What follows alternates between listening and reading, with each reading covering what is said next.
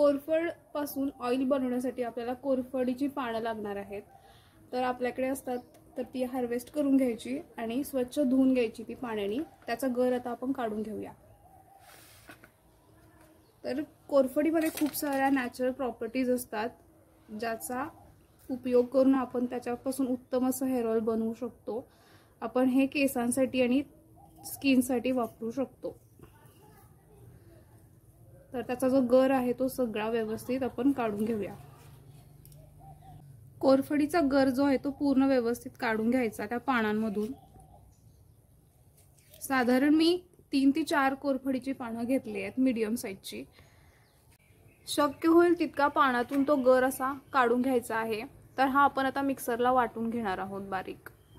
कोरफडीचा जो गर आहे तो आपण बारीक करून घ्यायचा मिक्सरच्या भांड्यात। या थिकनेसचा तरी तो साधारण असावा।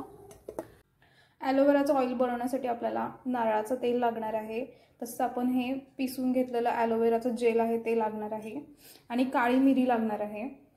तसेच आपण लोखंडी कढईमध्ये ते तेल बनवायला घ्यायचं आहे। कढईमध्ये सर्वप्रथम आपण आपली जी काळी मिरी आहे ती थोडीशी भाजून घ्यायची, अगदी हलकीशी।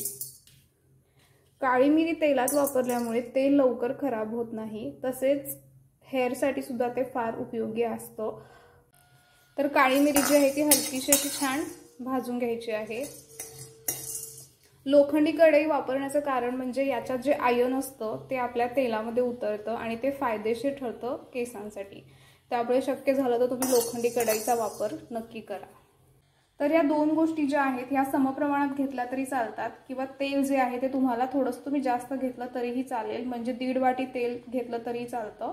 साधारण मी समप्रमाणात घेणार आहे। तर आपलं जे ऑइल आहे ते आपण कढईमध्ये टाकूया। तसेच आपलं जे ॲलोवेराचं मिश्रण आहे तेही आपण तेलामध्ये टाकून घेऊया। ऑइल आणि ॲलोवेराचं जे मिश्रण बनवलं आहे ते मी समप्रमाणात वापरलं आहे आणि हे एकसारखं त्याला ढवळत राहायचं आहे आणि गॅस जो आहे तो लो फ्लेमवरतीच ठेवायचा आहे। हे जे तेल बनतं ते आपल्या केसांसाठी आणि स्किनसाठी आपण वापरू शकतो आणि शक्य झालं तर ते तुम्ही लोखंडी कढईमध्येच बनवा, ते जास्त इफेक्टिव्ह असतं।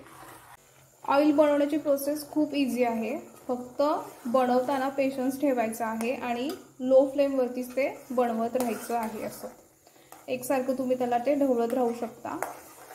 पूर्ण तो जो ॲलोवेरा आहे तेलातला तो शिजेपर्यंत तुम्हाला ते हलवायचं आहे। साधारण 15 ते 20 मिनिटं तुम्हाला हे एकसारखं ढवळत राहावं लागतं। लो फ्लेमवरतीच तेल जे आहे ते खूप छान बनतं आणि इफेक्टिव्ह बनतं। जर तुमचा गॅस मोठा असेल तर तेलातले जे न्यूट्रिएंट असतात ते निघून जातात, तेलाचा फारसा उपयोग नाही होणार। त्यामुळे ते लो फ्लेमवरतीच बनवायचं।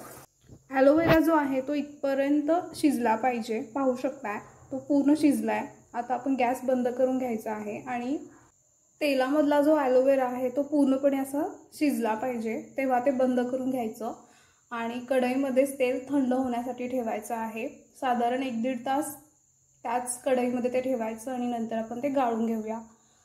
तेल व्यवस्थित थंड झालंय, आपण ते आता गाळून घेऊया। तुम्ही कापड वापरू शकता, गाळणी वापरू शकता, व्यवस्थित ते गाळून घ्यायचं आहे। साधारण 1 तासाने ते थंड होतं छान, तेव्हा आपण ते गाळून घ्यायचं आहे। गाळणीवरती टिश्यू पेपर ठेवलाय मी, जेणेकरून ते व्यवस्थित गाळलं जाईल। सर्व तेल आपण असं गाळून घ्यायचं आहे। तेल असं व्यवस्थित गाळून घ्यायचं आहे। ॲलोवेराचं जे ऑइल बनलंय ते आपण एका काचेच्या जारमध्ये स्टोर करायचं, जेणेकरून ते खूप दिवस चांगलं राहील। तर हे जे तेल बनलंय ॲलोवेरापासून तर ते आपण स्किनसाठी आणि हेअरसाठी वापरू शकतो। तर थोडक्यात त्याचे बेनिफिट सुद्धा आपण जाणून घेऊया। ॲलोवेराचं हे जे ऑइल बनलंय ते आपल्याला खूप फायदेशीर असतं आपल्या केसांसाठी। हे केसांना मॉइश्चराइज करतं, मजबूत बनवतं केसांना आणि डॅन्ड्रफ प्रॉब्लेम असतील तर त्यालाही हे रिझॉल्व करण्याचं काम करतं। तर ॲलोवेरामध्ये बऱ्याच अशा नॅचरल प्रॉपर्टीज असतात, मिनरल्स असतात जे खूप फायदेशीर असतात केसांसाठी।